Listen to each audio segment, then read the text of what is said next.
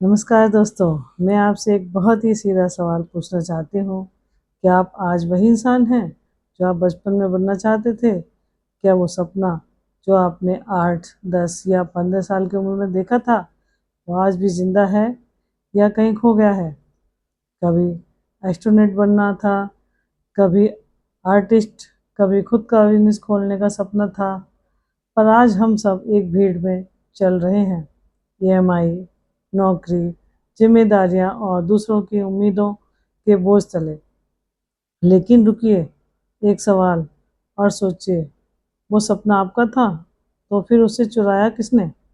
आज हम बात करने जा रहे हैं एक ऐसी किताब की जो इस सवाल का जवाब देती है और आपको ये सोचने पर मजबूर कर देती है कि आप अपनी ज़िंदगी वाकई में किसके लिए जी रहे हैं। किताब का नाम है आपका सपना किसने चुराया, लेखक बर्क हैजिस। और ये किताब दुनिया भर में लाखों लोगों को उनके असली सपनों से फिर से जोड़ चुकी है। अगर आपने अपने सपनों से समझौता कर लिया है या फिर आप उन्हें फिर से ज़िंदा करना चाहते हैं, तो ये वीडियो आपके लिए एक मौका है, एक नई शुरुआत का। चलिए दोस्तों, शुरू करते हैं ये सफ़र, जहां हम जानेंगे कि आपके सपने को किसने चुराया और अब उन्हें वापस कैसे पाया जाए। चैप्टर 1, हम अपने सपने क्यों खो देते हैं। सपना महत्वपूर्ण है। बचपन में हम सबके पास सपने होते हैं, पायलट बनना, डॉक्टर बनना, कोई अपनी दुकान खोलना चाहता है। लेकिन जैसे जैसे हम बड़े होते हैं, हमारे सपनों पर चोट होती है। ये मत सोचो ये तुम्हारे बस की बात नहीं, ज़्यादा उड़ो मत, प्रैक्टिकल बनो। स्कूल, समाज और नौकरी का सिस्टम हमें एक जैसे मोड में ढाल देता है। ड्रीम किलर, वो लोग, वो बातें जो हमारे मन से वो मासूमियत और जुनून छीन लेते हैं। एग्जाम्पल, आपने कभी किसी छोटे बच्चे को कहते सुना होगा, मैं साइंटिस्ट बनूंगा, लेकिन वही बच्चा 25 की उम्र में कहता है बस कोई नौकरी मिल जाए। चैप्टर 2, आपका सपना किसने और क्यों चुराया। Job just over broke. Work कहते हैं ज़्यादातर लोग 40 साल काम करते हैं लेकिन आज़ाद नहीं होते, क्योंकि वो कभी अपने सपनों के लिए काम नहीं करते। ये जॉब जस्ट ओवर ब्रोक यानी ऐसी नौकरी जो आपको सिर्फ जिंदा रखती है, तरक्की नहीं देती। हम दूसरों के सपनों को पूरा करने में अपनी ज़िंदगी गंवा देते हैं। बॉस का टारगेट, कंपनी का विज़न, ईएमआई की दौड़। वार्निंग, अगर आप खुद का सपना नहीं बनाएंगे तो आप किसी और का सपना पूरा करेंगे। चैप्टर 3, क्यों अवरुद्ध होते जा रहे हैं पारंपरिक रास्ते। रैट रेस से बाहर निकलने का रास्ता। ऑथर हमें बताता है कि हर इंसान को एक रास्ता चुनना होता है। नंबर 1, या तो पूरी ज़िंदगी दूसरों की मर्जी से जिए। नंबर 2, या अपने सपनों की ओनरशिप लें। का रास्ता है self education, entrepreneurship, passive income, digital tools का इस्तेमाल। उदाहरण, सोचिए अगर आपने हर दिन 2 घंटे सिर्फ खुद को सीखने और नए आइडियाज़ पर काम करने के लिए दिए, तो 1 साल में आप कहाँ होंगे। चैप्टर 4, नेटवर्क मार्केटिंग की सच्चाई। बर्क हैजिस कहते हैं अगर आप एक सामान्य इंसान हैं जिसके पास ज़्यादा पैसा नहीं है लेकिन बड़ा सपना है, तो नेटवर्क मार्केटिंग आपके लिए एक बेहतर रास्ता हो सकता है। नेटवर्क मार्केटिंग क्या है?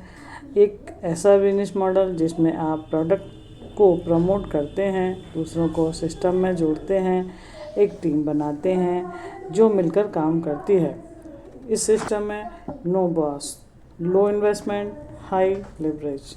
किताब बताती है कि ये traditional business model democratised version है, जहां हर इंसान के पास अपॉर्चुनिटी है, सिर्फ मेहनत और सीखने की भूख होनी चाहिए। अक्सर लोग इसे धोखा समझते हैं, लेकिन वो इसे बिना सीखे शुरू करते हैं या गलत कंपनी से जुड़ते हैं। जो किताब में भी बताया गया है, ये तो चीटिंग है नहीं। हर लीगल डायरेक्ट सेलिंग कंपनी के पास प्रोडक्ट और लीगल कॉम्प्लीमेंट होता है।